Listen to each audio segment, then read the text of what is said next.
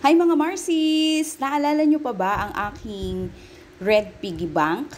Ayan, so last year ng April 2023, may video din ako about dito. So, ginawa ko nga itong piggy bank na ito to encourage ang aking anak kung paano mag-ipon. At higit sa lahat, if ever na bibigyan siya ng allowance niya or ng pera, ay ma-highlight sa kanya na dapat nag-aalat ng 10% papunta sa kanyang tithes at nag-aalat din siya ng portion para naman sa kanyang ipon.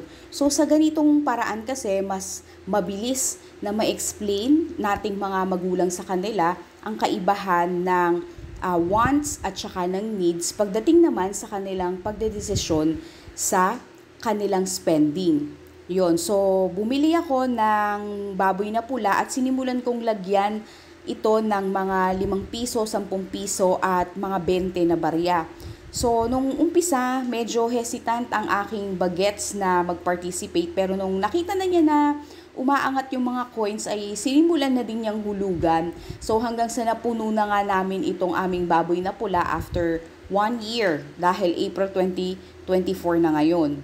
So medyo naging pangbata yung proseso ko dito kahit na teenager na yung bagets ko, pero late na talaga namin kasi siyang pinahawak ng pera ng daddy niya kasi mas binantayan talaga namin mga Mars yung mas maging maisip siya kung paano siya gagasta.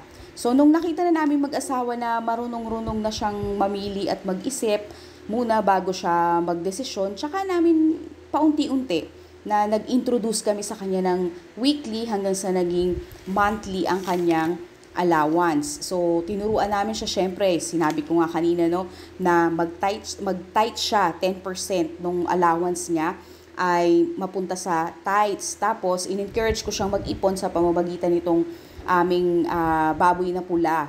Kasi mas mabilis ko nang ma-explain sa kanya ngayon ang pag-prioritize ng need at saka ng want.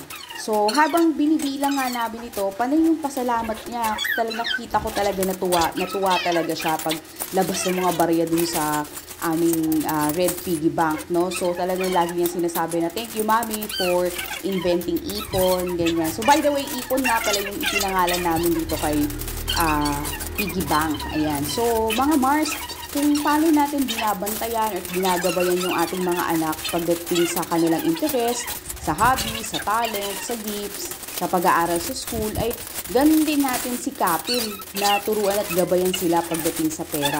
Mahalaga yung pera eh. Ang kaalaman kung paano ito gumagalaw, ginagamit, tinatrabaho, pinoproduce, at nang mas maupaunawa din natin sa ating mga anak na ang pagkakaroon nito ay isang proseso. Hindi siya yung parang talagang isang pitik lang ng kamay, nandyan na, o kaya hihingin lang nila. Mahalaga na maipaintindi natin sa kanila habang lumalaki sila na ang pagkakaroon ng pera ay isang proseso at ang pagmamanage nito ay isang disiplina. At ang pinakamahalaga din talaga, maituro natin sa kanila na lahat ng resources na meron tayo, yung pera, yung lakas na ginagamit natin sa pagtatrabaho, sa negosyo, or even yung ating mga trabaho, even yung ating mga negosyo, lahat yun galing kay God. No? So, hindi tayo yung may-ari. Kaya sikapin natin na ibigay yung ating best para maging mabuting katiwala tayo ng mga resources na ito. At yun nga, simulan natin sa pagtuturo sa kanila ng 10% para sa ating tithes and offering, tapos isunod natin yung ipon para mas maging wise sila sa pagpili kung kailangan ko ba to or priority ko ba to o hindi.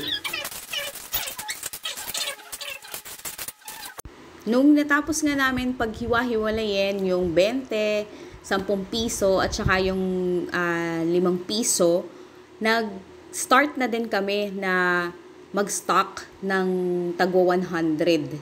So, sa isang stock ng 100, nag-line kami ng 10 na stocks para alam namin na yung isang straight na yan ng 10 piso or 5 piso or 20 ay 1,000.